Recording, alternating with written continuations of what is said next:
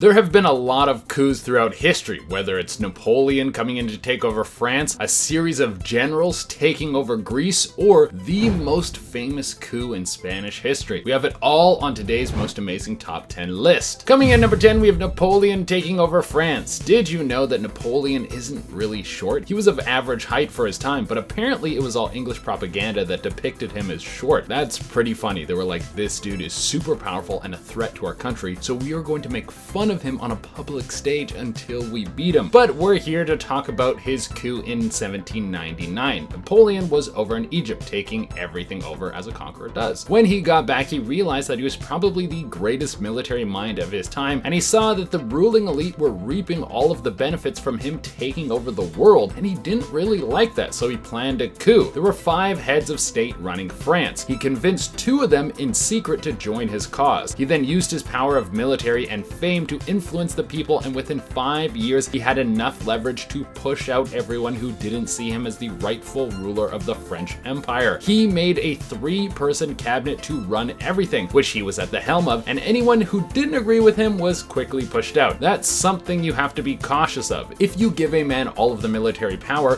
what do you have to fight back against him if he turns on you? Coming in at number 9, we have the Turkish coup. Here's the thing, Turkey has had a lot of coups. For about a 30-year period, the country was very unstable, with multiple prime ministers coming into power and then being thrown out of power. This was from the mid-60s to the early 80s. Apparently 11 different prime ministers came and went within a 10-year period. You think after the 3rd or 4th guy you wouldn't be lining up to be the next prime minister. I would be like, yeah, I'm just gonna hang in the back and see how this plays out for everyone else. Well, eventually the military saw that there was one way to take control of the country, and that was by force. There was a team of generals that came through and took over everything. They used military power to arrest over 500,000 people. I mean, that's one way to get everyone in line. You just put them all in cages and then you won't have as much chaos running around in the streets. But to be fair, they really didn't have a lot of choices on this one. This coup happened in the 1980s, and eventually the person who was at the helm of this coalition of generals was elected president for restabilizing the country. Coming in number 8, we have the beer hall push. Now, just so we're clear, we all know who Hitler was and what his followers were called, but I can't say the actual name of them on YouTube or this video might get taken down. I just want you guys to know that's why I'm saying his followers. I'm not trying to downplay what happened with Hitler. But this is probably one of the most famous coup attempts in history because it involves Hitler's first attempt at taking over Germany. He took a group of 200 of his followers to a beer hall, and from here he would stand on a soapbox and he would yell to the people what needed to change. Then him and his followers were to hold the beer hall. He figured this would inspire the people and the military would break, and then more people would join them. But the little mustached man was very wrong. The German military was so much more powerful than them, and the weapons that they brought to protect themselves were faulty. So it didn't take long for the military to force them out. 16 of his followers were killed, and there were reports that when Hitler was running away in fear out of the beer hall, that he was cowering behind people. And of course, he was later arrested and thrown in prison. Coming in number 7, we have the 1952 Cuban coup. I'm sure that many of you are aware of the Cuban Revolution. I mean, I sure do. I'm named after Che Guevara, and he co-led this revolution until he was betrayed by Castro. Castro didn't like how much press Che was getting and how he was starting to become the favorite. But what led to that revolution? Well, it was a dictatorship run by Fulgencio Batista. He was the president of Cuba at one time. He was only elected for 1 term, and it seemed like he was going to fall out of power because the second election wasn't going his way, and his support was pretty much gone. See, Batista was stealing money from the country, he was working with organized crime, and the country was in the worst shape it had ever been in. So the people wanted him out. But before the election results came in for his second term, it was clear that he was going to lose, so he took control of the country. This led to one of the bloodiest times in Cuban history until he was thrown out of power. Coming in at number 6, we have the Orange Revolution. Let's switch over to a tone that is something much happier. Back in 2004, there were 2 people running to be the next president of Ukraine. We have Viktor Yushchenko and Viktor Yanukovych. Now, this might be a little confusing because they are both named Viktor, but let me break it down for you because they are both very different. Viktor Yushchenko was the liberal running candidate who was pushing for a free Ukraine with less involvement with Russia. Now, Viktor Yanukovych was apparently in the pocket of the Kremlin, and he was going to push forward many policies policies that were going to give Russia more power over Ukraine. After election day, the vote said that Yanukovych, the Kremlin Finland guy had won the election. But the voter fraud was so clear that anyone could see it. There were reports that people were being intimidated at voting stations, that people were stuffing in more than one ballot, and that some votes were just being thrown out. The people weren't having this, so they did a massive sit-in. Over 100,000 people sat in the center of Kiev, the capital of Ukraine, until there was a revote, and with it, Yushchenko, the man who wanted a free Ukraine, was elected president. And then the Russians poisoned him, but he survived, and then he had horrible scarring on his face from the poisoning. It was a pretty crazy time. Coming in at number 5, we have the regime of colonels. If you don't run your country well, then there will always be someone who thinks that they can do it better. And over in Greece, it was the Greek military. This started in 1967, and it was one of the darkest times in Greek history. Many people were killed, and even though the country was run under an iron fist, there were people who were poor, and the surrounding countries were aggravated. Eventually, war broke out with Turkey, and this whole regime fell into the toilet. Coming in at number 4, we have the Glorious Revolution. Now let's shoot back to the year 1688, where we have an English parliament that wants a change. They figure it was time that the king relinquished some of his power. There was no need for one person to hold the key to everything that happens in a country. It should be a grouping of men. While they were all old dudes with pretty much the same opinion, it was still better than one guy calling all the shots. So the English parliament brought in William of Orange, a Dutchman with some serious military prowess and an army to boot. This led to battles in Ireland and England, but eventually the parliament-inspired attack was able to work its way to the king and overthrow him. Now, this didn't mean that England would no longer have a king, but it did mean that he would no longer have absolute control of what goes on in the British Empire. The parliament would now step in for a lot of the decision making. Old William of Orange, who came in to take out the previous king, well, he was now appointed